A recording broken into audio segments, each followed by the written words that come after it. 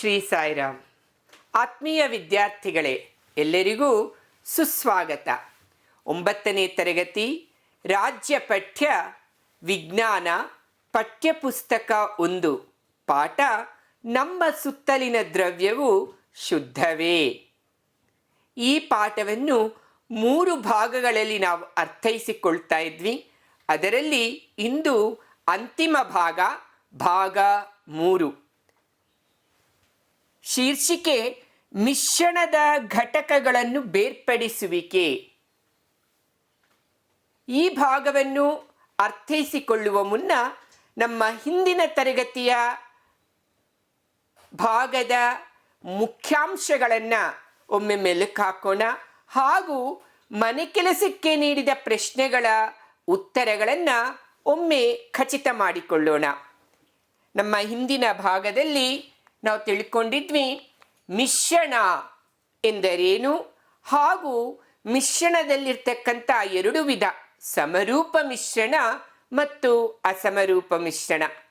ಸಮರೂಪ ಮಿಶ್ರಣವು ಏಕರೂಪ ಸಂಯೋಜನೆಯನ್ನು ಹೊಂದಿದ್ರೆ, ಅಸಮರೂಪ ಮಿಶ್ರಣವು ಅಸಮರೂಪ ಸಂಯೋಜನೆಯನ್ನು ಹೊಂದಿದೆ.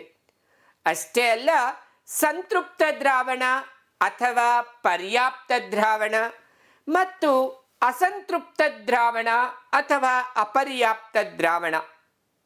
ಇಲ್ಲಿ ದ್ರಾವಣ ಅಂತ ಹೇಳಿದ್ರೆ ಆಂಗ್ಲ ಭಾಷೆಯಲ್ಲಿ ಸೊಲ್ಯೂಷನ್, ಪರ್ಯಾಪ್ತ ದ್ರಾವಣ ಅಂತ ಹೇಳಿದ್ರೆ ಸ್ಯಾಚುರೇಟೆಡ್ ಸೊಲ್ಯೂಷನ್, ಅಪರ್ಯಾಪ್ತ ದ್ರಾವಣ ಅಂದರೆ ಅನ್ಸ್ಯಾಚುರೇಟೆಡ್ ಸೊಲ್ಯೂಷನ್ ಅಂತ ಕರೀತೇವೆ. ಅವುಗಳ ಉದಾಹರಣೆಗಳನ್ನು, ವ್ಯತ್ಯಾಸಗಳನ್ನು ತಿಳ್ಕೊಂಡ್ವಿ. ತದನಂತರ ದ್ರಾವಣದ ಸಾರತೆ ಎಂದರೇನು, ಆ ದ್ರಾವಣದ ಸಾರತೆಗೆ ಸಂಬಂಧಿಸಿದಂಥ ಸರಳವಾದ ಉದಾಹರಣೆ ಲೆಕ್ಕಗಳನ್ನು ನಾವು ಅರ್ಥೈಸಿಕೊಂಡ್ವಿ. ಅಂತಿಮವಾಗಿ ಈ ಮಿಶ್ರಣ ಇರ್ತಕ್ಕಂಥದ್ದು 3 ರೂಪಗಳಲ್ಲಿ ಎಂಬುದು ನಾವು ನಮ್ಮ 9ನೇ ತರಗತಿ ಪಠ್ಯಪುಸ್ತಕದ ಆಧಾರಿತವಾಗಿ ತಿಳ್ಕೊಂಡ್ವಿ. ಅವೇ ನೈಜ ದ್ರಾವಣ ಟ್ರೂ ಸೊಲ್ಯೂಷನ್, ನಿಲಂಬಿತ ದ್ರಾವಣ ಸಸ್ಪೆನ್ಷನ್ ಮತ್ತು ಕಲೀಲ ಕೊಲಾಯ್ಡ್. ಈ 3 ದ್ರಾವಣಗಳ ವ್ಯಾಖ್ಯಾನಗಳನ್ನು ಹಾಗೂ ಉದಾಹರಣೆಗಳನ್ನು, ಅವುಗಳ ಲಕ್ಷಣಗಳನ್ನು, ಹೋಲಿಕಾ ಪಟ್ಟಿಯನ್ನು ಸಹ ನಾವು ನಮ್ಮ ಹಿಂದಿನ ತರಗತಿಯಲ್ಲಿ ತಿಳ್ಕೊಂಡ್ವಿ. ಅಷ್ಟೇ ಅಲ್ಲ, ನಮ್ಮ ನಿತ್ಯ ಜೀವನದಲ್ಲಿ ಸಹ ಈ 3 ದ್ರಾವಣಗಳು ನಮಗೊಂದು ಪಾಠವನ್ನು ಕಲಿಸ್ತವೆ ಎಂಬುದು ತಿಳ್ಕೊಂಡ್ವಿ. ಯಾವುದಾ ಪಾಠ ಅಂತ ಹೇಳಿದ್ರೆ, ಯಾವ ರೀತಿ ಯೇಸು ಕ್ರಿಸ್ತ ಮೊದಲು ತಿಳಿಸ್ತಾನೆ I am the messenger of God, ನಂತರ ತಿಳಿಸ್ತಾನೆ I am the son of God, ತದನಂತರ ತಿಳಿಸ್ತಾನೆ I and my father are one and the same. ಯಾವ ರೀತಿ ಹೋಲುತ್ತೆ ಇದು ಅಂತ ಹೇಳಿದ್ರೆ, ನಿಲಂಬಿತ ಎಂಬುದು I am the messenger of God, ದೇಹ ಪ್ರಜ್ಞೆ ಇದ್ದು. ನೈಜ ದ್ರಾವಣ, ಅದಕ್ಕಿಂತ ಮುಂಚೆ ಕಲೀಲ ದ್ರಾವಣ, ಕಲೀಲ ಕೊಲಾಯ್ಡ್, ಅದು I am the son of God, ಜೀವ ಪ್ರಜ್ಞೆ. ಕೊನೆಯದಾಗಿ ನೈಜ ದ್ರಾವಣ, ಆತ್ಮಭಾವನೆ, I and my father are one and the same, a true solution. ಅದನ್ನೇ ಶ್ರೀರಾಮಚಂದ್ರ ಹನುಮಂತನಿಗೆ ಒಂದು ಪ್ರಶ್ನೆಯನ್ನು ಕೇಳಿರ್ತಕ್ಕಂಥ ಪ್ರಶ್ನೆ, ಹೂ ಆರ್ ಯು, ನೀನು ಯಾರು? ಅದಕ್ಕೆ ಉತ್ತರ ನೀವೆಲ್ಲರೂ ಈಗಾಗಲೇ ಹೇಳ್ತಾ ಇದ್ದೀರಿ. ಈಗಾಗಲೇ ಆ ಉತ್ತರವನ್ನು ಹನುಮಂತ ನೀಡಿರ್ತಕ್ಕಂಥ ಉತ್ತರ ಯಾವುದದು? ದೇಹಭಾವೇನ ದಾಸೋಹಂ, ಜೀವಭಾವೇನ ತ್ವದಂ ಸಖ, ಆತ್ಮಭಾವೇನ ತ್ವಮೇವಾಹಂ ಇತಿ ಮೇ ನಿಶ್ಚಲಮತಿ. ದೇಹ ಭಾವನೆ ನಿಲಂಬಿತ ದ್ರಾವಣಕ್ಕೆ ಹೋಲಿಕೆ ಆಗತ್ತೆ, ಜೀವ ಭಾವನೆ ಕಲಿಲಕ್ಕೆ ಹೋಲಿಕೆ ಆಗತ್ತೆ, ಆತ್ಮಭಾವನೆ ನೈಜ ದ್ರಾವಣಕ್ಕೆ ಹೋಲಿಕೆ ಆಗತ್ತೆ. ಈ ದ್ರಾವಣಗಳಿಂದ ನಮ್ಮ ನಿಜತತ್ವವಾದ ದಿವ್ಯತೆಯನ್ನು ನಾವು ಅರಿತುಕೊಳ್ಳೋದನ್ನು ಸಹ ನಮ್ಮ ಹಿಂದಿನ ತರಗತಿಯಲ್ಲಿ ತಿಳ್ಕೊಂಡಿದ್ವಿ. ಎಲ್ಲರೂ ಸಹ ನಿಮ್ಮ ಮನೆ ಕೆಲಸದ ಪ್ರಶ್ನೆಗಳಿಗೆ ಉತ್ತರಗಳನ್ನು ಸಮರ್ಪಕವಾಗಿ ಬರೆದಿದ್ದೀರಾ ಇಲ್ಲವಾ ಎಂಬುದನ್ನು ಖಚಿತ ಮಾಡಿಕೊಳ್ಳೋಣ. ಮೊದಲನೇ ಪ್ರಶ್ನೆ, ಕೆಳಗಿನ ಪ್ರತಿಯೊಂದನ್ನು ಸಮರೂಪ ಮಿಶ್ರಣ ಅಥವಾ ಅಸಮರೂಪ ಮಿಶ್ರಣ ಎಂದು ವಿಂಗಡಿಸಿ. ಸೋಡಾ ನೀರು, ಮರ, ಗಾಳಿ, ಮಣ್ಣು, ವಿನೇಗಾರ್, ಸೋಸಿದ ಟೀ. ಹಾಗಾದರೆ ಉತ್ತರ ಸಮರೂಪ ಮಿಶ್ರಣ ಸೋಡಾ ನೀರು, ಗಾಳಿ, ವಿನೇಗಾರ್ ಮತ್ತು ಸೋಸಿದ ಟೀ. ಅಸಮರೂಪ ಮಿಶ್ರಣ ಮರ ಮತ್ತು ಮಣ್ಣು. ಎರಡನೇ ಪ್ರಶ್ನೆ, ನೈಜ ದ್ರಾವಣ, ಕಲಿಲ ಮತ್ತು ನಿಲಂಬಿತ ಮಿಶ್ರಣಗಳ ಲಕ್ಷಣಗಳ ಹೋಲಿಕೆಯನ್ನು ಬರೆಯಿರಿ. ಪ್ರಶ್ನೆಗೆ ಉತ್ತರ ನೈಜ ದ್ರಾವಣ, ಕಲಿಲ, ನಿಲಂಬಿತ ಮಿಶ್ರಣ. ಏಕರೂಪದ ದ್ರಾವಣ, ಏಕರೂಪದ ದ್ರಾವಣ, ಏಕರೂಪವಲ್ಲದ ದ್ರಾವಣ. ಏಕರೂಪದ ದ್ರಾವಣವಲ್ಲ ಅಥವಾ ಏಕರೂಪವಲ್ಲದ ದ್ರಾವಣ ಅಂತಲೂ ಹೇಳಬಹುದು. ನೈಜ ದ್ರಾವಣ ಸೂಕ್ಷ್ಮದರ್ಶಕದ ಮೂಲಕವೂ ಕಣಗಳು ಕಾಣಿಸುವುದಿಲ್ಲ. ಅಧಿಕ ಸಾಮರ್ಥ್ಯದ ಸೂಕ್ಷ್ಮದರ್ಶಕದಿಂದ ಕಣಗಳು ಗುರುತಿಸಬಹುದು. ಕಣಗಳು ಬರಿಗಣ್ಣಿಗೆ ಕಾಣಿಸ್ತವೆ, ಸೂಕ್ಷ್ಮದರ್ಶಕ ಬೇಕಾಗೇ ಇಲ್ಲ ನಿಲಂಬಿತ ಮಿಶ್ರಣದಲ್ಲಿ. ಕಣಗಳ ಗಾತ್ರ 10 ನ್ಯಾನೋಮೀಟರ್, ನ್ಯಾನೋಮೀಟರ್ಗಿಂತ ಕಡಿಮೆ ಇದೆ ನೈಜ ದ್ರಾವಣದಲ್ಲಿ. ಅದೇ ಕಲಿಲದಲ್ಲಿ ಕಣಗಳ ಗಾತ್ರ 10 ನಿಂದ 1 μm ತನಕ ಗಾತ್ರ ಇದೆ. ನಿಲಂಬಿತ ದ್ರಾವಣದ ಗಾತ್ರ ಕಣಗಳದ್ದು 1 μm ಜಾಸ್ತಿ ಇದೆ. ಅಷ್ಟೇ ಅಲ್ಲ, ಕಣಗಳು ಅವಕ್ಷೇಪಣಗೊಳ್ಳುವುದಿಲ್ಲ ನೈಜ ದ್ರಾವಣದಲ್ಲಿ. ಆದರೆ ಕಲಿಲದಲ್ಲಿ ಕಣಗಳು ಅವಕ್ಷೇಪಣಗೊಳ್ಳುವುದಿಲ್ಲ. ನಿಲಂಬಿತದಲ್ಲಿ ಕಣಗಳು ಅವಕ್ಷೇಪಣಗೊಳ್ಳುತ್ತವೆ. ನೈಜ ದ್ರಾವಣದಲ್ಲಿ ಸೋಸು ಕಾಗದದಿಂದ ಕಣಗಳನ್ನು ಬೇರ್ಪಡಿಸಲು ಪ್ರತ್ಯೇಕಿಸಲು ಸಾಧ್ಯವಿಲ್ಲ. ಕಲಿಲದಲ್ಲಿಯೂ ಸಹ ಸೋಸು ಕಾಗದದಿಂದ ಪ್ರತ್ಯೇಕಿಸಲು ಸಾಧ್ಯವಿಲ್ಲ. ಆದರೆ ನಿಲಂಬಿತದಲ್ಲಿ ಸೋಸು ಕಾಗದದಿಂದ ಕಣಗಳನ್ನು ಪ್ರತ್ಯೇಕಿಸಬಹುದು. ಕಣಗಳಿಗೆ ನಿರಂತರ ಚಲನೆ ಇದೆ. ಕಣಗಳಿಗೆ ಬ್ರೌನಿಯನ್ ಚಲನೆ ಇದೆ ಕಲಿಲದಲ್ಲಿ. ಕಣಗಳ ಚಲನೆ ಬಹಳಷ್ಟು ಕಡಿಮೆ ನಿಲಂಬಿತದಲ್ಲಿ. ನೈಜ ದ್ರಾವಣದಲ್ಲಿ ಟಿಂಡಾಲ್ ಪರಿಣಾಮ ಇರುವುದಿಲ್ಲ. ಏನು ಟಿಂಡಾಲ್ ಪರಿಣಾಮ ಅಂದರೆ ಈಗಾಗಲೇ ಹಿಂದಿನ ತರಗತಿಯಲ್ಲಿ ನಾವು ತಿಳ್ಕೊಂಡಿದ್ವಿ. ಕಣಗಳು ಬೆಳಕಿನ ಕಿರಣಗಳನ್ನು ಚದುರಿಸುವಿಕೆಯ ಪ್ರಕ್ರಿಯೆ. ಆ ಚದುರಿಸುವಿಕೆಯ ಪ್ರಕ್ರಿಯೆಯನ್ನು ಟಿಂಡಾಲ್ ಪರಿಣಾಮ ಅಂತ ನಾವು ಕರಿತೇವೆ. ಅಂತ ಟಿಂಡಾಲ್ ಪರಿಣಾಮ ನೈಜ ದ್ರಾವಣದಲ್ಲಿ ಇಲ್ಲ. ಆದರೆ ಕಲಿಲದಲ್ಲಿ ಟಿಂಡಾಲ್ ಪರಿಣಾಮ ಇದೆ. ಸ್ವಲ್ಪ ಮಟ್ಟಿಗೆ ಟಿಂಡಾಲ್ ಪರಿಣಾಮವನ್ನು ನಿಲಂಬಿತ ದ್ರಾವಣದಲ್ಲಿ ಕಂಡುಬರುತ್ತೆ. ಇನ್ನು ಉದಾಹರಣೆ, ನೈಜ ದ್ರಾವಣಕ್ಕೆ ಸಕ್ಕರೆ ದ್ರಾವಣ, ಕಲಿಲಕ್ಕೆ ರಕ್ತ, ಮಡ್ಡಿ ಮಿಶ್ರಣ ನಿಲಂಬಿತ ದ್ರಾವಣಕ್ಕೆ. ಹೆಚ್ಚಿನ ವಿದ್ಯಾರ್ಥಿಗಳು ಈ ಉತ್ತರವನ್ನು ಸಮರ್ಪಕವಾಗಿ ಬರೆದಿದ್ದೀರಿ. ಇನ್ನು ಮೂರನೇ ಪ್ರಶ್ನೆ, ವೈಜ್ಞಾನಿಕ ಕಾರಣ ಕೊಡಿ. ಮೊದಲನೇದು, ಕಂಚು ಸಮರೂಪ ಮಿಶ್ರಣವಾಗಿದೆ. ಯಾಕಂದರೆ ಕಂಚು ಮಿಶ್ರಲೋಹ. ಕಂಚಿನಲ್ಲಿ ತಾಮ್ರ ಮತ್ತು ಸತು ಇದ್ದರೂ ಅದು ಏಕರೂಪ ಸಂಯೋಜನೆ ಹೊಂದಿದೆ. ಆದ ಕಾರಣ ಸಮರೂಪ ಮಿಶ್ರಣ ಆಗಿದೆ. ಎರಡನೇದು, ಪೊಟ್ಯಾಷ್ ಆಲಮ್ಮನ್ನು ನೀರಿನಲ್ಲಿರುವ ನಿಲಂಬಿತ ಕಣಗಳನ್ನು ಪ್ರತ್ಯೇಕಿಸಲು ಬಳಸುವರು. ಕಾರಣ ಸ್ಫಟಿಕವು ನೀರಿನಲ್ಲಿ ತೇಲುತ್ತಿರುವ ಅಶುದ್ಧ ವಸ್ತುಗಳಲ್ಲಿನ ಅಯಾನೀಕತೆಯನ್ನು ತಟಸ್ಥಗೊಳಿಸುತ್ತದೆ. ಆ ಸ್ಫಟಿಕ ತೇಲ್ತಾ ಇರ್ತಕ್ಕಂಥ ಪದಾರ್ಥಗಳಲ್ಲಿರ್ತಕ್ಕಂಥ ವಿದ್ಯುದಂಶವನ್ನು ತಟಸ್ಥಗೊಳಿಸುತ್ತೆ.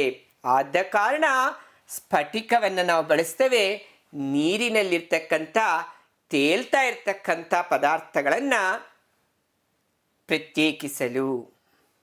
ಮೂರನೇದು, ಕಲಿಲ ಕಣಗಳು ಬೆಳಕಿನ ಕಿರಣಗಳನ್ನು ಚದುರಿಸುತ್ತವೆ. ಆ ಪರಿಣಾಮ ಈಗಾಗಲೇ ತಿಳಿಸಿದೆ. ಯಾವ ಪರಿಣಾಮ ಅದು? ಟಿಂಡಾಲ್ ಪರಿಣಾಮ.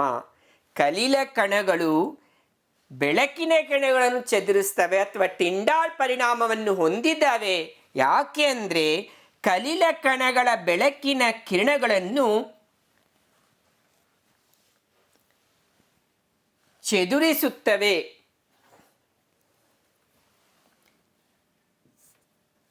ಕಲಿಲ ಕಣಗಳು ಬೆಳಕಿನ ಕಿರಣಗಳನ್ನು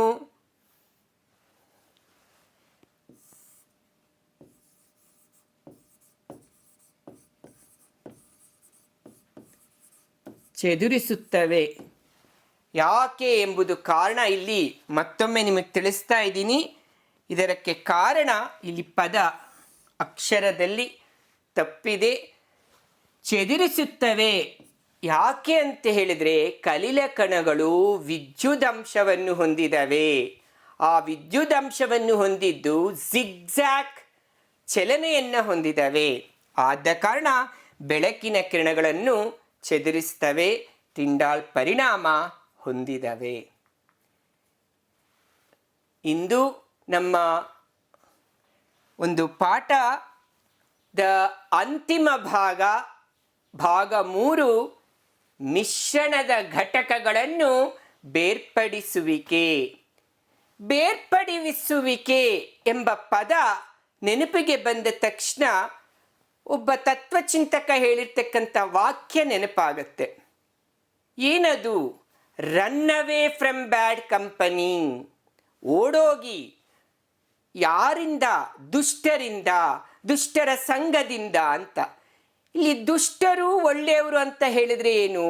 ಒಳ್ಳೆಯದು ಕೆಟ್ಟದ್ದು ಅಂತ. ಒಳ್ಳೆಯದಂದರೆ ಏನು? ಯಾವುದು ಭಗವಂತನೆಡೆಗೆ ಕೊಂಡೊಯ್ಯುತ್ತೋ ಅದು ಒಳ್ಳೆಯದು. ಕೆಟ್ಟದ್ದು ಯಾವುದು? ಯಾವುದು ಭಗವಂತನಿಂದ ದೂರ ಮಾಡುತ್ತೋ ಅದು ಕೆಟ್ಟದ್ದು. ಗುಡ್ ಆ್ಯಂಡ್ ಬ್ಯಾಡ್, ಇಡೀ ಸೃಷ್ಟಿಯಲ್ಲಿ ನಾವು ನೋಡೋದು ಇವೆರಡೇ, ಒಳ್ಳೆಯದು ಕೆಟ್ಟದ್ದು. ಒಳ್ಳೆಯದು ಅನ್ನೋದು ಗೊತ್ತಾಗೋದು ಭಗವಂತನ ಹತ್ರ ಅದು ಹೋಗ್ತಾ ಇದೆ ಅಂದರೆ ಅದು ಒಳ್ಳೆಯದು. ಅದು ಕೆಲಸ ಆಗಿರ್ಬೋದು ಅಥವಾ ನಾವು ಮಾತಾಡ್ತಕ್ಕಂಥ ಪದಗಳಾಗಿರ್ಬೋದು. ಯಾವುದು ಕೆಟ್ಟದ್ದು? ಭಗವಂತನಿಂದ ದೂರ ಮಾಡುತ್ತಲ್ವಾ ಅದು ಕೆಟ್ಟದ್ದು. ಸೊ ಭಗವಂತನಿಂದ ಯಾರೇ ನಮ್ಮನ್ನು ದೂರ ಮಾಡಿದ್ರು ನಾವು ಅವರಿಂದ ದೂರ ಇರಬೇಕು.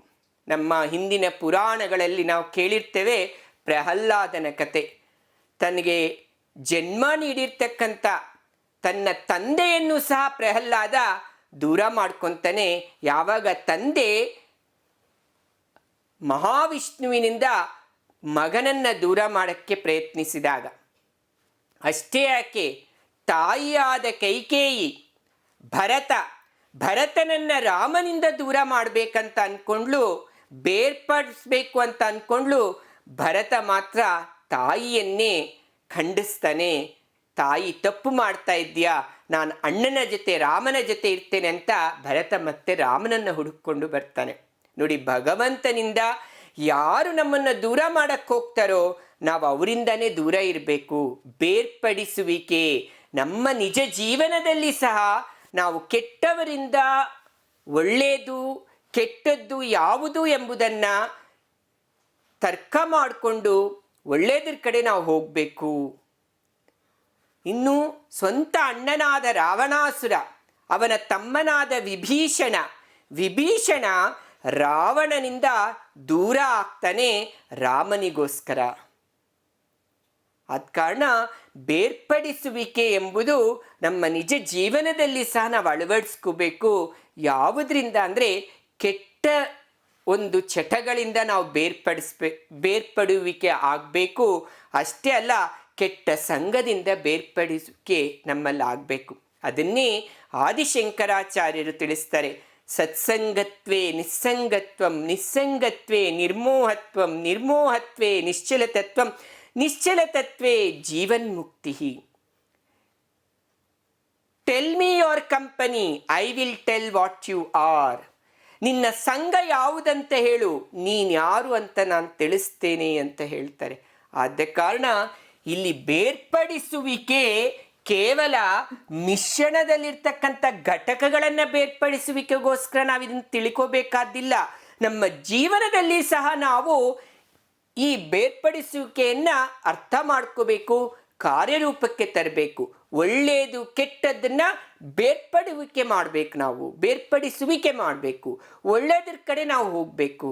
ಒಳ್ಳೆಯದ್ರ ಕಡೆ ಹೋಗ್ತಾ ಇದೆ ಅಂದರೆ ಭಗವಂತನೆಡೆಗೆ ಹೋಗ್ತಾ ಇದೆಯಾ ಅಂತ. Where there is good there is God ಅಂತ. ಹಾಗೆ ಮಿಶ್ರಣದ ಘಟಕಗಳನ್ನು ಸಹ ನಾವು ಬೇರ್ಪಡಿಸ್ಬೇಕು. ಯಾಕಂದರೆ ಕೆಲವು ಉಪಯುಕ್ತವಲ್ಲದ ಅಂಶಗಳಿರ್ತವೆ, ಕೆಲವು ಉಪಯೋಗವಾಗುವ ಅಂಶಗಳು ಇರ್ತವೆ. ಉಪಯೋಗವಾಗುವುದನ್ನು ಉಪಯೋಗ ಆಗದೇ ಇರುವುದರಿಂದ ನಾವು ಬೇರ್ಪಡಿಸುವಿಕೆಯನ್ನು ಮಾಡಬೇಕಾಗುತ್ತೆ ಮಿಶ್ರಣದಲ್ಲಿಯೂ ಸಹ. ಅದನ್ನೇ ಸಮರೂಪ ಹಾಗೂ ಅಸಮರೂಪ ಮಿಶ್ರಣಗಳಲ್ಲಿನ ಘಟಕಾಂಶಗಳನ್ನು ಬೇರ್ಪಡಿಸಲು ಅನೇಕ ವಿಧಾನಗಳಿವೆ. ಅದರಲ್ಲೂ ಸಹ ಅಸಮರೂಪ ಮಿಶ್ರಣಗಳಲ್ಲಿ ಘಟಕಾಂಶಗಳನ್ನು ಸರಳ ಭೌತ ವಿಧಾನಗಳಿಂದ ಬೇರ್ಪಡಿಸಬಹುದು. ಮುಖ್ಯವಾಗಿ ಕೈಯಿಂದ ಆರಿಸುವುದು, ಜರಡಿ ಹಿಡಿಯುವುದು, ಸೋಸುವಿಕೆ ವಿಧಾನ, ಬಡಿಯುವುದು, ಗಾಳಿಗೆ ತೂರುವಿಕೆ, ಆವೀಕರಣ, ಆಸವನ ಕ್ರಿಯೆ, ಕಾಂತೀಯ ವಿಧಾನ, ಪ್ರತ್ಯೇಕನ ಆಲಿಕೆ, ಇವು ಕೆಲವೊಂದು ವಿಧಾನಗಳು ಅಸಮರೂಪ ಮಿಶ್ರಣದಲ್ಲಿರ್ತಕ್ಕಂಥ ಘಟಕಾಂಶಗಳನ್ನು ಬೇರ್ಪಡಿಸೋದಿಕ್ಕಿರ್ತಕ್ಕಂಥದ್ದು. ಇದೆಲ್ಲ ನಾವು ನೈಜ ನಮ್ಮ ನಿತ್ಯ ಜೀವನದಲ್ಲಿ ನೋಡ್ತಾ ಇದ್ದೇವೆ. ಇದು ಕೈಯಿಂದ ಆರಿಸುವುದು ಕಲ್ಲುಗಳನ್ನು, ಧಾನ್ಯಗಳಲ್ಲಿರ್ತಕ್ಕಂಥ ಕಣ್ಣಿಗೆ ಕಾಣಿಸುವಂತಹ ಅನುಪಯುಕ್ತ ಪದಾರ್ಥಗಳನ್ನು. ಜರಡಿ ಹಿಡಿಯುವುದು ನೋಡಿ, ವಿವಿಧ ರೀತಿಯ ರಂಧ್ರಗಳಿದ್ದಾವೆ ಈ ಜರಡಿಯಲ್ಲಿ. ನಾವೆಲ್ಲರೂ ಸಹ ನಮ್ಮ ನಿತ್ಯ ಜೀವನದಲ್ಲಿ ಅಡುಗೆ ಮನೆಗೆ ಹೋದರೆ ತಾಯಂದಿರಿಗೆ ನಾವು ಸಹಾಯ ಮಾಡುವಂಥ ಉತ್ತಮ ಅಭ್ಯಾಸ, ಒಳ್ಳೆಯ ಗುಣ ಬೆಳೆಸ್ಕೊಂಡಿದ್ರೆ ರೊಟ್ಟಿ, ಚಪಾತಿ ಇಂಥ ಪದಾರ್ಥಗಳನ್ನು ಮಾಡುವಾಗ ನಾವಿಲ್ಲಿ ಹಿಟ್ಟನ್ನು ಹೊಟ್ಟಿನಿಂದ ಬೇರ್ಪಡಿಸುವಿಕೆ ಮಾಡ್ತಕ್ಕಂಥದ್ದು ನೋಡ್ತಾ ಇದ್ದೀವಿ. ವಿವಿಧ ಗಾತ್ರದ ಜರಡಿಗಳಲ್ಲಿರ್ತಕ್ಕಂಥ ರಂಧ್ರಗಳಿಂದ ವಿವಿಧ ಪದಾರ್ಥಗಳನ್ನು ಬೇರ್ಪಡಿಸುವಂಥ ವಿಧಾನ ಜರಡಿ ಹಿಡಿಯುವಿಕೆ. ತೂರುವಿಕೆ, ಧಾನ್ಯಗಳಲ್ಲಿರ್ತಕ್ಕಂಥ ಹೊಟ್ಟು, ಅಧಿಕ ಸಾಂದ್ರತೆ ಇರುವ ಧಾನ್ಯ ನೆಲದ ಮೇಲೆ ಬೀಳುತ್ತೆ. ಕಡಿಮೆ ಸಾಂದ್ರತೆ ಇರ್ತಕ್ಕಂತಹ ಹೊಟ್ಟೆಲ್ಲವೂ ಸಹ ಗಾಳಿಯೊಂದಿಗೆ ಅದು ಹಾರುತ್ತೆ. ಇದನ್ನು ನಾವು ವಿನ್ನೋಯಿಂಗ್ ಅಂತ ಕರಿತೇವೆ ಇಂಗ್ಲೀಷ್ನಲ್ಲಿ. ತೂರುವಿಕೆ. ಬಡಿಯುವಿಕೆ, ತೆನೆ ಬಂದ ತಕ್ಷಣ ಆ ಭತ್ತದ ತೆನೆ ಇಂಥದ್ದು ಬಡಿಯುವಿಕೆ ವಿಧಾನದಿಂದ ಭತ್ತವನ್ನು ಬೇರ್ಪಡಿಸ್ತೇವೆ. ಕಾಂತೀಯ ವಿಧಾನ, ಇದು ಲೋಹಗಳನ್ನು ಪಡೆಯುವಾಗ ಬಳಸ್ತಕ್ಕಂಥ ಉನ್ನತ ಮಟ್ಟದ ಕಾಂತೀಯ ಯಂತ್ರ. ಅದೇ ಸರಳವಾಗಿ ನಾವು ಕಾಂತೀಯ ಆಕರ್ಷಣಾ ಗುಣ ಇರ್ತಕ್ಕಂಥ ಪದಾರ್ಥಗಳನ್ನು, ಒಂದು ಅಯಸ್ಕಾಂತ ತೆಗೆದುಕೊತೇವೆ, ಇರ್ತಕ್ಕಂಥ ಪದಾರ್ಥಕ್ಕೆ ನಾವು ಅಯಸ್ಕಾಂತವನ್ನು ಹಾಯಿಸಿದಾಗ ಅಯಸ್ಕಾಂತವು ಕಾಂತೀಯ ಅಟ್ರಾಕ್ಷನ್ ಇರ್ತಕ್ಕಂಥ ಕಾಂತತ್ವ ಇರ್ತಕ್ಕಂಥ ಪದಾರ್ಥಗಳನ್ನು ತಾನು ಹೀರ್ಕೊಳ್ಳುತ್ತೆ. ಕಾಂತೀಯ ವಿಧಾನದಿಂದ ಪದಾರ್ಥಗಳನ್ನು ಬೇರ್ಪಡಿಸಬಹುದು. ಸೋಸುವಿಕೆ, ಈ ಸೋಸುವಿಕೆ ಇಲ್ಲಿ ಪ್ರಾಯೋಗಿಕವಾಗಿ ತೋರಿಸಿದ್ದಾರೆ. ನಮ್ಮ ನಿತ್ಯ ಜೀವನದಲ್ಲಿ ಮನೆಗಳಲ್ಲಿ ನೀವು ಚಹಾ, ಕಾಫಿ ಮಾಡುವಂಥ ವಿಧಾನ ಕಲ್ತಿರ್ತೀರಿ ಅಥವಾ ಮಾಡ್ತಾ ಇರೋ ವಿಧಾನವನ್ನು ಗಮನಿಸಿರ್ತೀರಿ, ನೋಡಿರ್ತೇವೆ. ಚಹಾ ಪುಡಿ ಅಥವಾ ಕಾಫಿ ಪುಡಿಯನ್ನು ಸೋಸುವಿಕೆ ವಿಧಾನದಿಂದ ನಮಗೆ ಬೇರ್ಪಡಿಸಿ ಕೊಡ್ತಾರೆ, ಕಾಫಿ ಅಥವಾ ಚಹಾ ಕುಡಿಯೋದಕ್ಕೆ. ಸೋಸುವಿಕೆ ವಿಧಾನ, ಹೀಗೆ ಅನೇಕ ವಿಧಾನಗಳಿದೆ. ನಮಗೆ ಈಗ ಆವೀಕರಣ ಎಂಬುದು ಒಂದು ಸ್ವಲ್ಪ ಸಂಕ್ಷಿಪ್ತವಾಗಿ ನಾವು ತಿಳ್ಕೊಳ್ಳೋಣ. ಏನು ಈ ಆವೀಕರಣ? ದ್ರವ ರೂಪದಲ್ಲಿರುವಂಥದ್ದು ಅನಿಲ ರೂಪಕ್ಕೆ ಪರಿವರ್ತನೆ ಆಗುತ್ತೆ. ಸರಳವಾಗಿ ಇಷ್ಟು ನೆನಪಿಟ್ಕೊಳ್ಳಿ. ದ್ರವ ಸ್ಥಿತಿಯಲ್ಲಿರ್ತಕ್ಕಂಥ ಪದಾರ್ಥ ಅನಿಲ ರೂಪಕ್ಕೆ ಪರಿವರ್ತನೆ ಆಗುತ್ತೆ. ತಾನಾಗೆ ಪರಿವರ್ತನೆ ಆಗುತ್ತಾ? ಕೆಲವೊಂದು ಅಂಶಗಳ ಪ್ರಭಾವದಿಂದ ಪರಿವರ್ತನೆ ಆಗುತ್ತೆ. ಯಾವುದ ಅಂಶಗಳು? ತಾಪಮಾನ, ಒತ್ತಡ. ತಾಪಮಾನ, ಒತ್ತಡ ಎರಡೂ ಸೇರಿ ಪರಿಣಾಮ ಬೀರಿದ್ರೂ ದ್ರವ ರೂಪ ಅನಿಲ ರೂಪಕ್ಕಾಗತ್ತೆ. ಕೇವಲ ತಾಪಮಾನ ಪ್ರಭಾವದಿಂದಲೂ ದ್ರವ ಅನಿಲ ಆಗುತ್ತೆ, ಅಥವಾ ಒತ್ತಡದ ಪ್ರಭಾವದಿಂದಲೂ ದ್ರವ ಅನಿಲ ಆಗುತ್ತೆ. ಈ ವಿಧಾನವನ್ನು ಆವೀಕರಣ ಅಂತ ಕರಿತೇವೆ. ಇಂಗ್ಲೀಷ್ನಲ್ಲಿ ಎವಾಪರೇಷನ್ ಅಂತ ಕರೀತೇವೆ. ಹಾಗಾದರೆ ಆವೀಕರಣ ದ್ರವ ಸ್ಥಿತಿ ಅನಿಲ ಸ್ಥಿತಿಗೆ ಮಾರ್ಪಾಟು ಹೊಂದುತ್ತೆ. ನೋಡೋಣ. ತಾಪದ ಏರಿಕೆ ಅಥವಾ ಒತ್ತಡದ ಏರಿಕೆ. ಕೆಲವೊಮ್ಮೆ ತಾಪ ಹಾಗೂ ಒತ್ತಡ ಎರಡರ ಏರಿಕೆಯಿಂದ ನೋಡ್ತಾ ಇದ್ವಿ ದ್ರವ ಸ್ಥಿತಿಯಲ್ಲಿನ ವಸ್ತು ಅನಿಲ ಸ್ಥಿತಿಗೆ ಬದಲಾವಣೆ ಆಗುತ್ತೆ. ಇದನ್ನೇ ನಾವು ಆವೀಕರಣ ಅಂತ ಕರೀತೇವೆ. ಜಲಚಕ್ರ ಆವೀಕರಣದಿಂದ ಉಂಟಾಗುತ್ತೆ. ನೈಸರ್ಗಿಕವಾಗಿ ಅಧಿಕ ನೀರು ಏನಿದೆ, ಅತಿಯಾದ ಸೂರ್ಯನ ಬೆಳಕಿನ ಕಿರಣಗಳಿಂದ ಅದು ಆವಿಯಾಗಿ ಮೋಡ ಆಗುತ್ತೆ, ಅನಿಲ ಆಗುತ್ತೆ. ಆ ಒತ್ತಡದಿಂದ ಸಾಂದ್ರೀಕರಣಗೊಂಡ ನಂತರ ಆ ಮೋಡ ಮತ್ತೆ ಮಳೆಯಾಗಿ ಮತ್ತೆ ನೆಲವನ್ನು ಸೇರುತ್ತೆ. ಈ ಜಲಚಕ್ರ ನೈಸರ್ಗಿಕವಾದ ಒಂದು ಆವೀಕರಣ. ನೀಲಿ ಅಥವಾ ಕಪ್ಪು ಶಾಯಿಯಲ್ಲಿರುವ ವರ್ಣಘಟಕಾಂಶವನ್ನು ಬೇರ್ಪಡಿಸುವ ವಿಧಾನವೂ ಸಹ ಈ ಆವೀಕರಣ ಆಗಿದೆ. ನೀವಿಲ್ಲಿ ಪ್ರಾಯೋಗಿಕ ಚಿತ್ರವನ್ನು ನೀವಿಲ್ಲಿ ಗಮನಿಸಿರ್ಬೋದು. ಇದರಲ್ಲಿ ನಾವು 3 ಕಾಲುಗಳಿರ್ತಕ್ಕಂಥ ತ್ರಿಭುಜ ಸ್ಟ್ಯಾಂಡ್, ಟ್ರೈಪಾಡ್ ಸ್ಟ್ಯಾಂಡ್ ಅಂತೀವಿ, ಮತ್ತು ಮಧ್ಯಸಾರ ದೀಪ, ಅದನ್ನು ನಾವು ಬುನ್ಸನ್ ಬರ್ನರ್ ಸ್ಪಿರಿಟ್ ಲ್ಯಾಂಪ್ ಅಂತ ಕರೀತೇವೆ. ಬುನ್ಸನ್ ಬರ್ನರ್ ಉನ್ನತ ತರಗತಿಗಳ ಪ್ರಯೋಗಾಲಯದಲ್ಲಿ ಇರ್ತಕ್ಕಂಥದ್ದು. ಇನ್ನು ಗಾಜಿನ ಬೀಕರ್ ಹಾಗೂ ಇಲ್ಲಿ ಇದೆ ಮುಖ್ಯವಾಗಿ ವಾಚ್ ಗ್ಲಾಸ್ ಅಂತ ಕರೀತೇವೆ. ಆ ವಾಚ್ ಗ್ಲಾಸಲ್ಲಿ ಶಾಯಿಯನ್ನು ತೆಗೆದುಕೊಳ್ಳಿ, ಬೀಕರ್ನಲ್ಲಿ ನೀರನ್ನು ತೆಗೆದುಕೊಳ್ಳಿ. ಈ ಒಂದು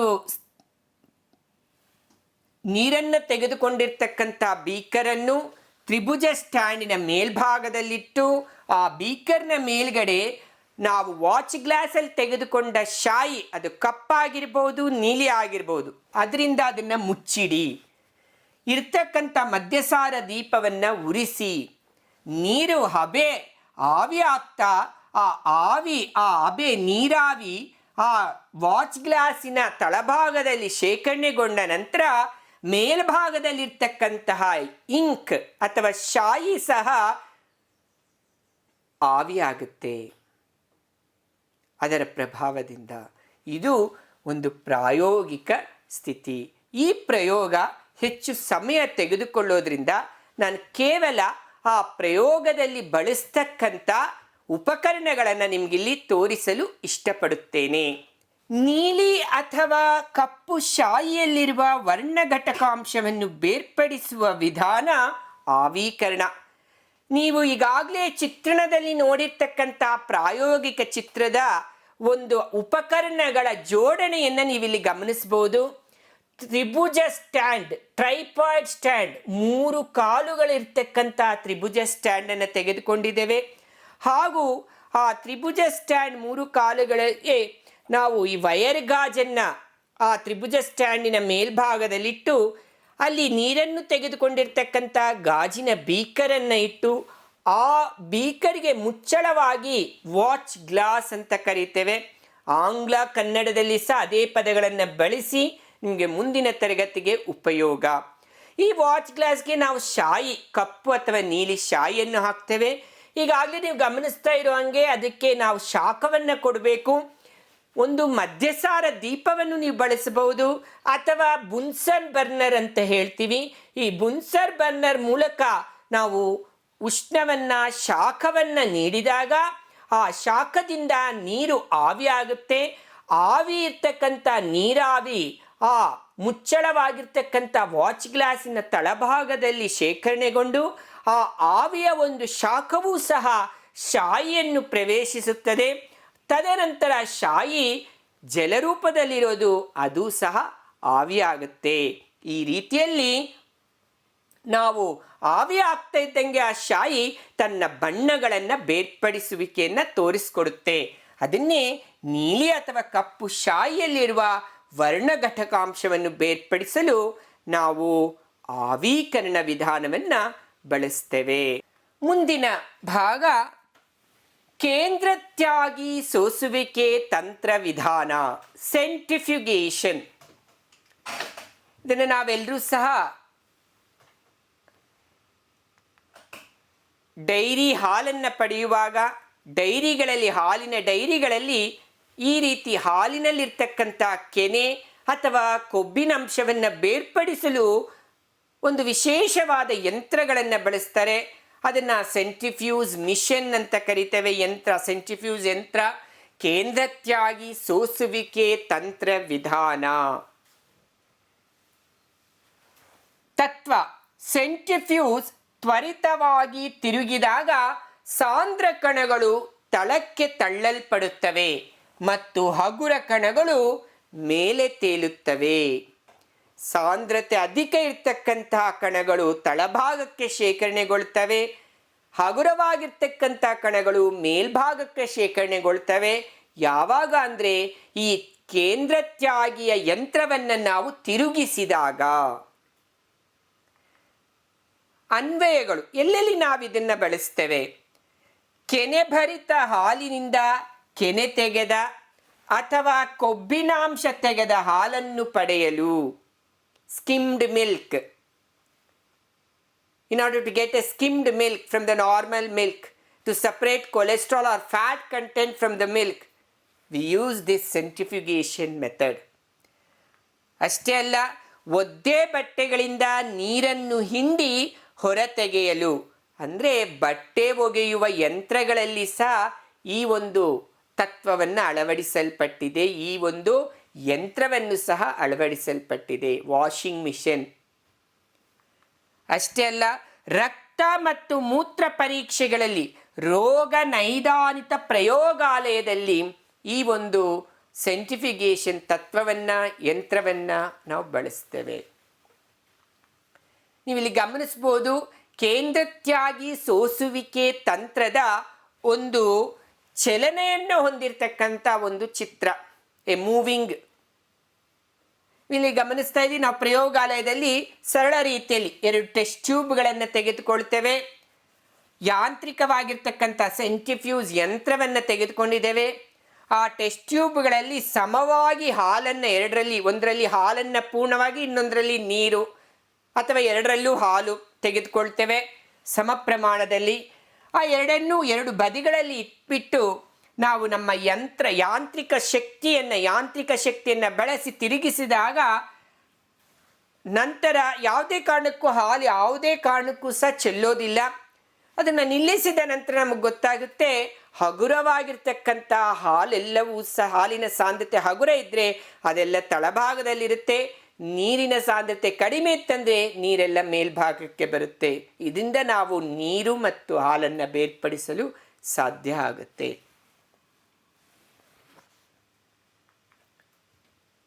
ಪ್ರತ್ಯೇಕನ ಆಲಿಕೆ, ಸೆಪರೇಟಿಂಗ್ ಫನಲ್.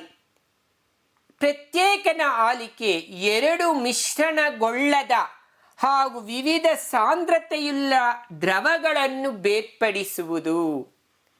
2 ದ್ರವಗಳೇ, ಆದರೆ 2 ದ್ರವಗಳು ವಿಲೀನಗೊಳ್ಳೋದಿಲ್ಲ. ಯಾಕೆ ಅಂದರೆ ಅವುಗಳ ಸಾಂದ್ರತೆಯೂ ಸಹ ಬೇರೆ ಬೇರೆ ಆಗಿರುತ್ತೆ. ಅನ್ವಯಗಳು: ಎಣ್ಣೆ ಮತ್ತು ನೀರಿನ ಮಿಶ್ರಣವನ್ನು ಬೇರ್ಪಡಿಸಲು, ಬೇರ್ಪಡಿಸಲು. ನೋಡಿ, ಇಲ್ಲಿ ಒಂದು ಫುಲ್ ಸ್ಟಾಪ್ ಹಾಕಬೇಕು.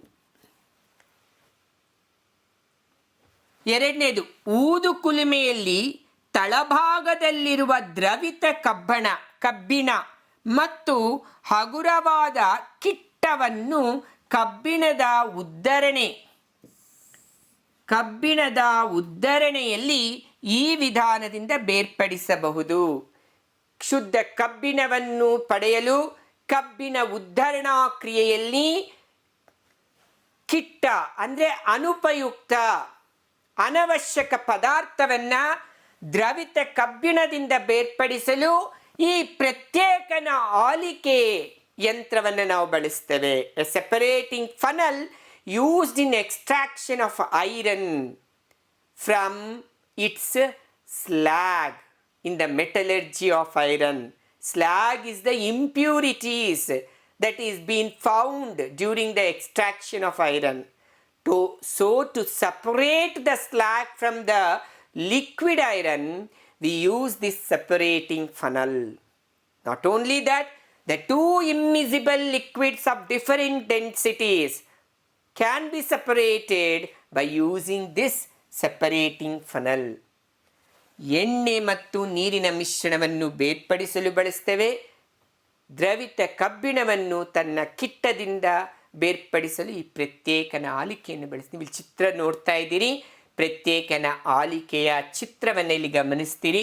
ತುಂಬ ಇಂಪಾರ್ಟೆಂಟ್, ತುಂಬ ಮುಖ್ಯವಾಗಿರ್ತಕ್ಕಂಥದ್ದು. ಚಿತ್ರ ಸರಳವಾಗಿ ನೀವು ಬಿಡಿಸುವಂಥ ವಿಧಾನವನ್ನು ನೀವು ಕಲಿಯಬಹುದು. ಸೆಪರೇಟಿಂಗ್ ಫನಲ್, ಇಲ್ಲಿ ಅವ್ರು ತೆಗೆದುಕೊಂಡಿದ್ದಾರೆ ನೀರು ಮತ್ತು ಸೀಮೆಣ್ಣೆ.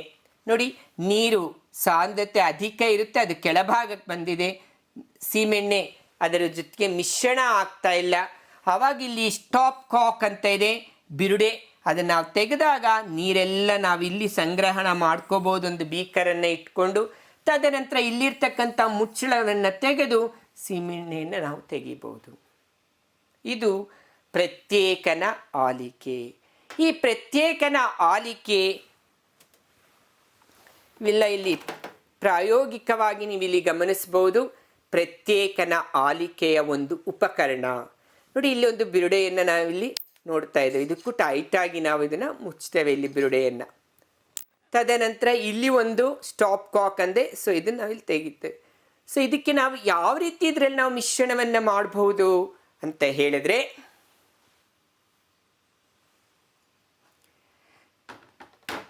ಒಂದು ಬೀಕರ್ನಲ್ಲಿ ನಾನು ಈಗಾಗಲೇ ನೀರನ್ನು ತೆಗೆದುಕೊಂಡಿದ್ದೇನೆ.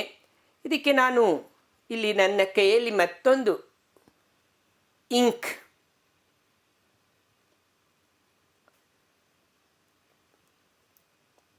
ಇದು ಎಣ್ಣೆ, ಇಂಕ್ ಅಲ್ಲ, ಶಾಯಿ ಅಲ್ಲ, ಎಣ್ಣೆ.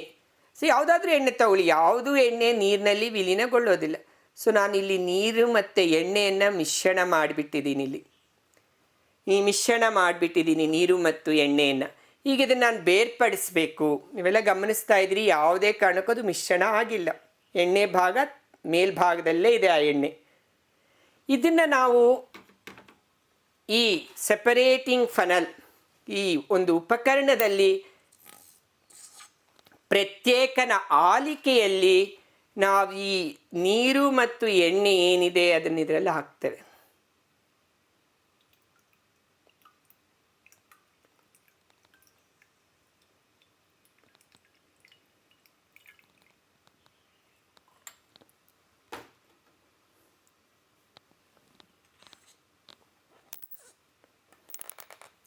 ಇವೆಲ್ಲರೂ ಸಹ ಗಮನಿಸಿದ್ರೆ ಪೂರ್ಣವಾಗಿ ನಿಮ್ಮ ಕಣ್ಣಿಗೆ ಕಾಣಿಸುತ್ತದೆ.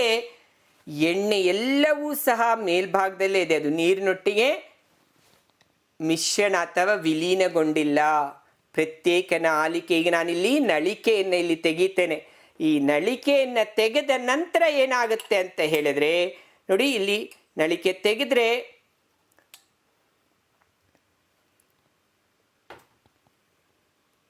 ನೀವು ಇಲ್ಲಿ ಗಮನಿಸ್ಬೋದು. ಸ್ವಲ್ಪ ಮಟ್ಟಿಗೆ ನಿಮ್ಗೆ ತೋರಿಸ್ತೇನೆ ನೋಡಿ. ಇಲ್ಲಿ ನಳಿಕೆಯನ್ನು ಓಪನ್ ಮಾಡಿದ ತಕ್ಷಣ ನಮಗೆ ಇಲ್ಲಿ ನೀರನ್ನು ನಾವಿಲ್ಲಿ ಸಂಗ್ರಹಣೆ ಮಾಡಬಹುದು. ಇಲ್ಲಿ ನೀರು ನೋಡಿ, ಇಲ್ಲಿ ನೀರು ಬರ್ತಾ ಇರೋ ನಾವಿಲ್ಲಿ ಸಂಗ್ರಹಿಸ್ತೇವೆ ನೀರನ್ನು. ಈ ರೀತಿಯಲ್ಲಿ ಪ್ರತ್ಯೇಕನ ಆಲಿಕೆಯನ್ನು ನಾವು ಬಳಸುವಂಥ ಉದ್ದೇಶ, ಎರಡು ದ್ರವಗಳು ವಿವಿಧ ಸಾಂದ್ರತೆಯನ್ನು ಹೊಂದಿದ್ದು ವಿಲೀನಗೊಳ್ಳದೇ ಇದ್ದಾಗ ಅವುಗಳನ್ನು ಬೇರ್ಪಡಿಸಲು ಈ ಪ್ರತ್ಯೇಕನ ಆಲಿಕೆಯನ್ನು ನಾವು ಬಳಸ್ತೇವೆ.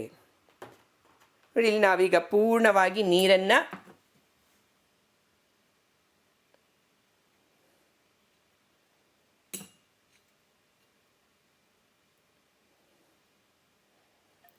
ಈ ರೀತಿಯಲ್ಲಿ ನಾವು ನೀರು ಮತ್ತು ಎಣ್ಣೆಯನ್ನು ಬೇರ್ಪಡಿಸಲು ಸಾಧ್ಯ ಆಗುತ್ತೆ ಪ್ರತ್ಯೇಕನ ಆಲಿಕೆಯನ್ನು ಬಳಸುವುದರಿಂದ.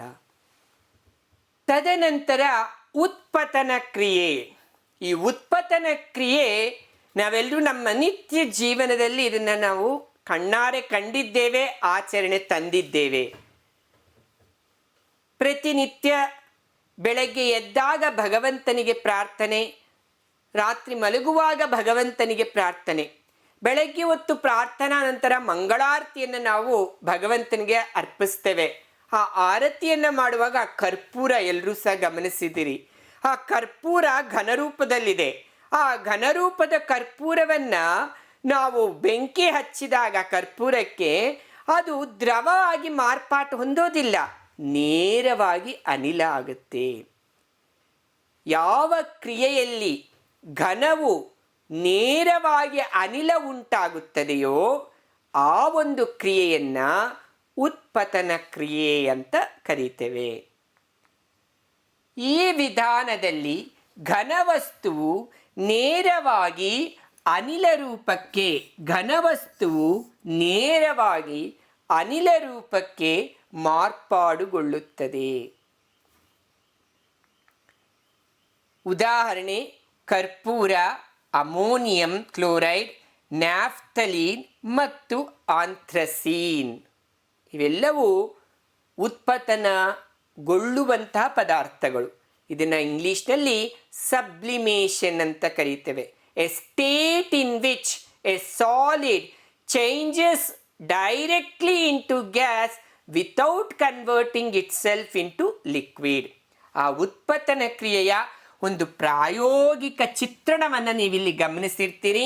ನೆನಪಿಸ್ಕೊಳ್ಳಿ, ಈ ಪಾಠ ಮಾಡುವ ಮುಂಚೆ ಮತ್ತೊಂದು ಪಾಠ, ಮೊದಲನೇ ಪಾಠ ಇದರಲ್ಲಿ ನಮ್ಮ ಸುತ್ತಮುತ್ತಲಿನ ದ್ರವ್ಯಗಳು ಎಂಬ ಪಾಠ, ಅದರಲ್ಲಿ ನಾವು ಈ ಪ್ರಾಯೋಗಿಕ ಚಿತ್ರಣವನ್ನು ಈಗಾಗಲೇ ಗಮನಿಸಿದ್ವಿ ಸಹ. 3 ಕಾಲುಗಳಿರ್ತಕ್ಕಂಥ ತ್ರಿಭುಜ ಸ್ಟ್ಯಾಂಡನ್ನು ತೆಗೆದುಕೊಳ್ಳಿ. ಒಂದು ಚೈನಾ ಡಿಶ್ನ ಪಾತ್ರೆಯಲ್ಲಿ ಅಮೋನಿಯಂ ಕ್ಲೋರೈಡ್ ಎಂಬ ರಾಸಾಯನಿಕ ಪದಾರ್ಥವನ್ನು ಹಾಕಿ ಲಾಳಿಕೆಯನ್ನು ನಾವು ಈ ರೀತಿಯಲ್ಲಿ ಮುಚ್ಚಿಟ್ಟು ಲಾಳಿಕೆಯ ಮೇಲ್ಭಾಗದಲ್ಲಿ ಹತ್ತಿಯನ್ನು ಮುಚ್ಚಿಡಿ. ತದನಂತರ ಮಧ್ಯಸಾರ ದೀಪ ಅಥವಾ ಬುನ್ಸನ್ ಬರ್ನರಿಂದ ಇದಕ್ಕೆ ತಾಪವನ್ನು ಉಷ್ಣವನ್ನು ಕೊಟ್ಟಾಗ ಅಮೋನಿಯಂ ಕ್ಲೋರೈಡ್ ನೇರವಾಗಿ ಅನಿಲ ರೂಪಕ್ಕೆ ಪರಿವರ್ತನೆ ಆಗುತ್ತೆ. ಅಲ್ಲಿ ದ್ರವ ಉಂಟಾಗಲ್ಲ. ಇನ್ನೂ ಸರಳ ಪ್ರಯೋಗ, ಕರ್ಪೂರವನ್ನು ನೀವು ಸುಟ್ಟಾಗ, ಕರ್ಪೂರಕ್ಕೆ ನೀವು ಬೆಂಕಿ ಹಚ್ಚಿದಾಗ ಕರ್ಪೂರ ನೇರವಾಗಿ ಅನಿಲ ಆಗುತ್ತೆ, ದ್ರವ ಆಗೋದಿಲ್ಲ. ಅದು ಸಹ ಉತ್ಪತನ ಕ್ರಿಯೆಗೆ ಒಂದು ಉದಾಹರಣೆಯಾಗಿದೆ. ಈ ಉತ್ಪತನ ಕ್ರಿಯೆಯಲ್ಲಿ ಈಗಾಗಲೇ ನೀವು ತ್ರಿಭುಜ ಸ್ಟ್ಯಾಂಡ್ ನೋಡಿರ್ತೀರಿ. ಇದನ್ನು ನಾವು ಚೈನಾ ಡಿಶ್ ಅಂತ ಕರೀತೇವೆ. ಈ ಚೈನಾ ಡಿಶ್ಶಿನ ಒಳಭಾಗದಲ್ಲಿ ನಾವು ಏನನ್ನು ತೆಗೆದುಕೊಳ್ತಾ ಇದ್ದೇವೆ? Ammonium chloride. ಆ ಅಮೋನಿಯಂ ಕ್ಲೋರೈಡ್ ತೆಗೆದುಕೊಂಡ್ಮೇಲೆ ಅದಕ್ಕೆ ಮುಚ್ಚುವುದಕ್ಕೆ ಲಾಳಿಕೆ, ಈ ಆಳಿಕೆಯನ್ನು ಮುಚ್ಚಿ ಅದರ ಮೇಲ್ಭಾಗವನ್ನು ನಾವು ಹತ್ತಿಯಿಂದ ಮುಚ್ತೇವೆ. ತದನಂತರ ಅದರ ಪ್ರಯೋಗಿಕವನ್ನು ಈಗಾಗಲೇ ನಿಮ್ಗೆ ತೋರಿಸಿರೋ ರೀತಿಯಲ್ಲಿ ತ್ರಿಭುಜ ಸ್ಟ್ಯಾಂಡಿನ ಮೇಲ್ಭಾಗದಲ್ಲಿ ಈ ಪ್ರಾಯೋಗಿಕ ಒಂದು ಪಾತ್ರೆಯನ್ನು ಇಡ್ತೇವೆ. ತದನಂತರ ಬುನ್ಸನ್ ಬರ್ನರ್ನ ಹಚ್ಚೋದ್ರಿಂದ ಅಲ್ಲಿ ಆ ಕ್ರಿಯೆ ಉಂಟಾಗುತ್ತೆ. ಅಮೋನಿಯಂ ಕ್ಲೋರೈಡ್ ಘನರೂಪದ್ದು ಅನಿಲ ರೂಪಕ್ಕೆ ಮಾರ್ಪಾಟು ಹೊಂದುತ್ತೆ. ವರ್ಣರೇಖನ ನೀವು ಗಮನಿಸ್ತಾ ಇದ್ರಿ ಚಿತ್ರಣದಲ್ಲಿ, ಏನಿರಲಿಲ್ಲ, ಒಂದು ದ್ರಾವಣ ತೆಗೆದುಕೊಂಡಿದ್ದೇವೆ. ಆ ದ್ರಾವಣದಲ್ಲಿ ಒಂದು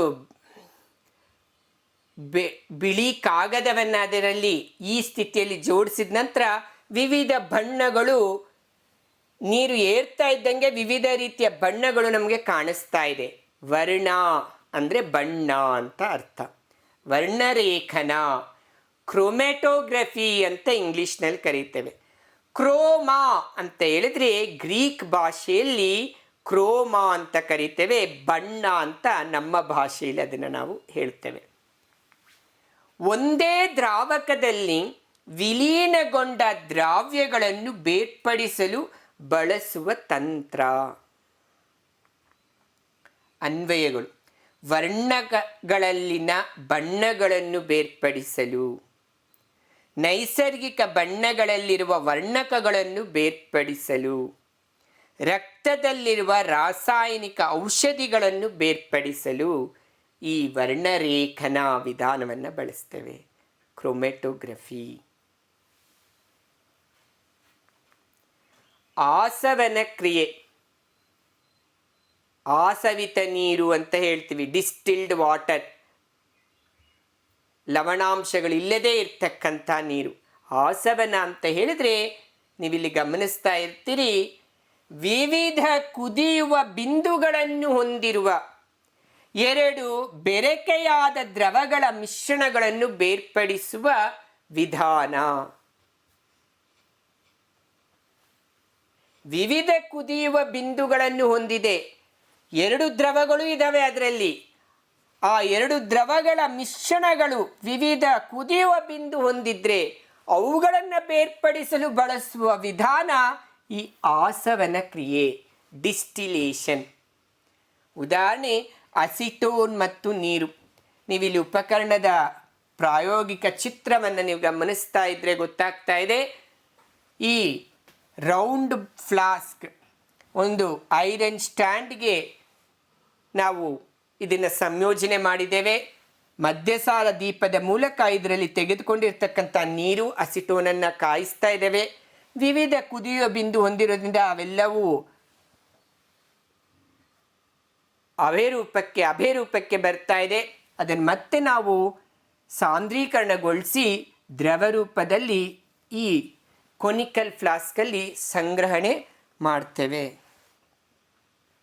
ಅಸಿಟೋನ್ ಮತ್ತು ನೀರು ಬೇರ್ಪಡಿಸೋದಕ್ಕೆ ಬಳಸುವಂಥ ವಿಧಾನ ಆಸವನ ಕ್ರಿಯೆ. ಆಂಶಿಕ ಆಸವನ, ಇದು ಆಸವನ ಕ್ರಿಯೆ, ಆದರೆ ಆಂಶಿಕ. ಕುದಿಯುವ ಬಿಂದುವಿನಲ್ಲಿ ವ್ಯತ್ಯಾಸ ಕೇವಲ ಫ್ರಾಕ್ಷನ್ಸ್ ಅಂತೀವಿ ನಾವು. ಪರಸ್ಪರ ನಿಕಟ ಕುದಿಯುವ ಬಿಂದುಗಳನ್ನು ಹೊಂದಿರುವ ರಾಸಾಯನಿಕಗಳನ್ನು ಒಳಗೊಂಡಿರುವ ಮಿಶ್ರಣಗಳನ್ನು ಬೇರ್ಪಡಿಸಲು ಬಳಸುವ ವಿಧಾನವಾಗಿದೆ. ಪರಸ್ಪರ ನಿಕಟ ಕುದಿಯುವ ಬಿಂದು 1.34 1.37 ಪಾಯಿಂಟ್ ಸಮಥಿಂಗ್ ವ್ಯತ್ಯಾಸ ಇರ್ತಕ್ಕಂಥ ಕುದಿಯುವ ಬಿಂದು ಹೊಂದಿರತಕ್ಕಂಥ ದ್ರಾವಣಗಳನ್ನು ಬೇರ್ಪಡಿಸಲು ಆಂಶಿಕ ಆಸವನ, ಫ್ರಾಕ್ಷನಲ್ ಡಿಸ್ಟಿಲೇಷನ್ ಪ್ರೋಸೆಸ್. ಮುಖ್ಯವಾಗಿ petrol, diesel, crude oil, gasoline ಇವುಗಳನ್ನು ನಾವು ಆಂಶಿಕ ಆಸವನ ಕ್ರಿಯೆಯಿಂದ ಬೇರ್ಪಡಿಸ್ತೇವೆ. 3 ಹಂತಗಳಿದ್ದಾವೆ ಆಸವನದಲ್ಲಿ: ಆವೀಕರಣ, ಸಾಂದ್ರೀಕರಣ, ಸಂಗ್ರಹಣ. ಆವೀಕರಣ ಎವಾಪರೇಷನ್, ಸಾಂದ್ರೀಕರಣ ಕಂಡೆನ್ಸೇಷನ್, ಸಂಗ್ರಹಣ ಕಲೆಕ್ಷನ್. ಈ 3 ಹಂತಗಳಲ್ಲಿ ಆಂಶಿಕ ಆಸವನ ಉಂಟಾಗುತ್ತೆ ಹಾಗೂ ಆಸವನ ಕ್ರಿಯೆಯೂ ಸಹ ಉಂಟಾಗುತ್ತೆ. ಸ್ಫಟಿಕೀಕರಣ, ಕ್ರಿಸ್ಟಲೈಸೇಷನ್. ದಂಡಿ ಮಾರ್ಚ್, ಮಹಾತ್ಮ ಗಾಂಧೀಜಿ, ಉಪ್ಪಿನ ಸತ್ಯಾಗ್ರಹ, ಉಪ್ಪನ್ನು ಪಡೆಯೋದು, ಉಪ್ಪು ಸ್ಫಟಿಕ ರೂಪ, ಆ ಕ್ರಿಯೆನೇ ಸ್ಫಟಿಕೀಕರಣ. ಶುದ್ಧ ಘನವಸ್ತುವನ್ನು ಸ್ಫಟಿಕ ರೂಪದಲ್ಲಿ ದ್ರಾವಣದಿಂದ ಬೇರ್ಪಡಿಸುವ ಪ್ರಕ್ರಿಯೆಯೇ ಸ್ಫಟಿಕೀಕರಣ.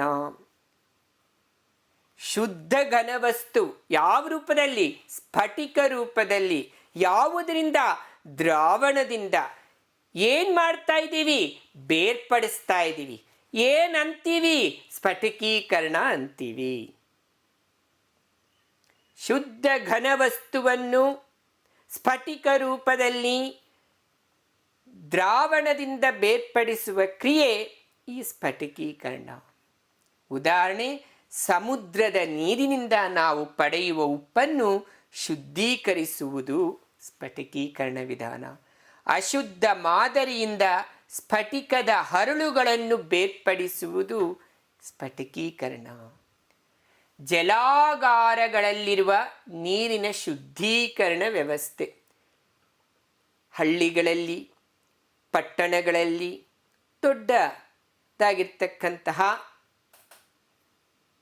ಸಿಟೀಸ್, ಪಟ್ಟಣ ಸಿಟೀಸ್ ಅಂದರೆ ಹೀಗೆ ಹಳ್ಳಿ, ಊರು, ನಗರ ಯಾವುದೇ ಆಗಿರಲಿ, ನೀರು ಎಲ್ಲರಿಗೂ ಮೂಲಭೂತವಾದ ಅವಶ್ಯಕತೆ. Water is the gift of nature. Water the sustainer of life. Water the elixir of life. ಜೀವಜಲ ಅಂತ ಕರೀತೇವೆ ನೀರನ್ನು. ಸಂಜೀವಿನಿ ಇದ್ದಂಗೆ ನೀರು. ಊಟ ಇಲ್ಲದೆ ನಾವು ಬದುಕ್ಬೋದು, ನೀರಿಲ್ಲದೆ ಬದುಕಕ್ಕೆ ಸಾಧ್ಯ ಇಲ್ಲ. ಜಲ್ ಹೈತೋ ಖಲ್ ಹೈರೆ ಬಚ್ಚೋ ಅಂತ ಹೇಳ್ತೀವಿ. ಅಂಥ ನೀರು ಯಾವ ರೀತಿ ಇರಬೇಕು? ಕುಡಿಯೋಕ್ಕಾಗೋ ರೀತಿ ಇರಬೇಕು. ಅದನ್ನೇ ಪೋರ್ಟಬಲ್ ವಾಟರ್ ಅಂತ ಹೇಳ್ತೀವಿ. ಅಂಥ ಜಲಾಗಾರಗಳಲ್ಲಿರುವ ನೀರಿನ ಶುದ್ಧೀಕರಣ ವ್ಯವಸ್ಥೆ.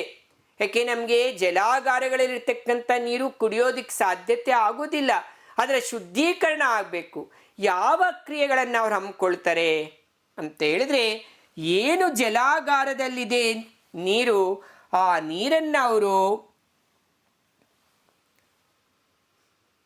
ನಿಲಂಬಿತ ಟ್ಯಾಂಕ್ಗೆ ಹಾಕ್ತಾರೆ.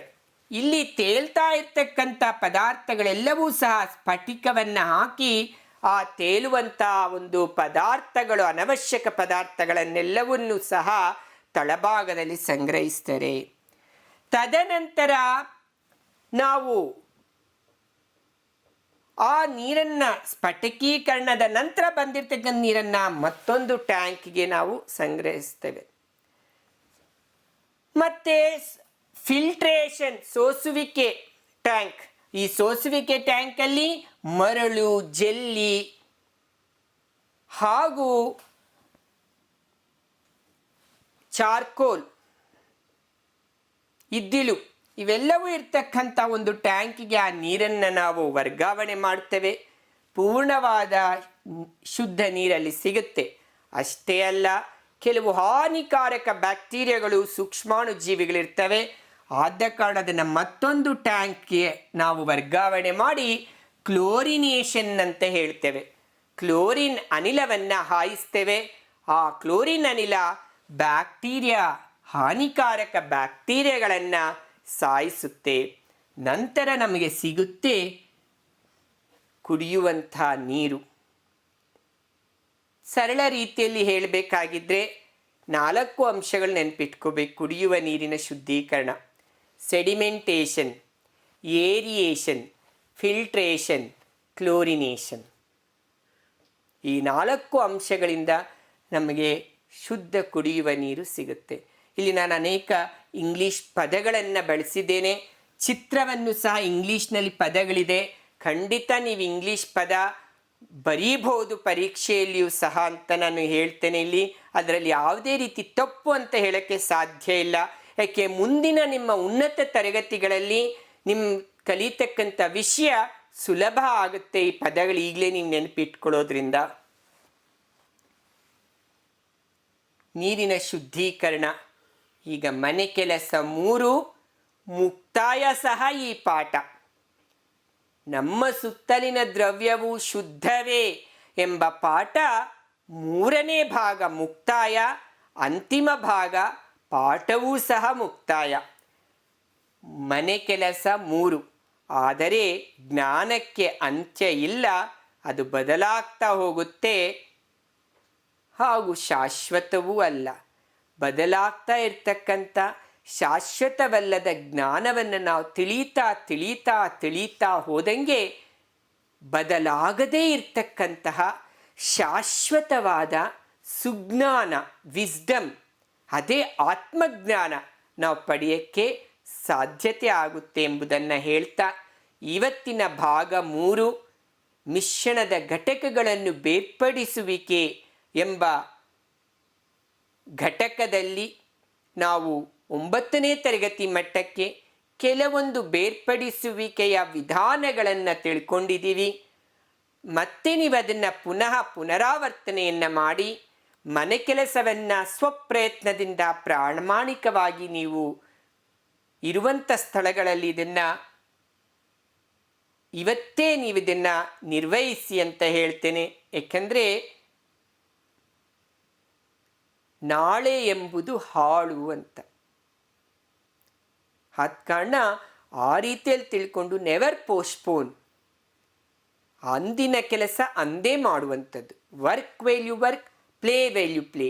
That is the way to be happy and gay ರೀತಿಯಲ್ಲಿ ನೀವೆಲ್ಲರೂ ಸಹ ಇವತ್ತಿನ ಈ ಭಾಗ 3 ಹಾಗೂ ಅಂತಿಮ ಭಾಗ ಈ ಪಾಠವೂ ಸಹ ಮುಕ್ತಾಯ.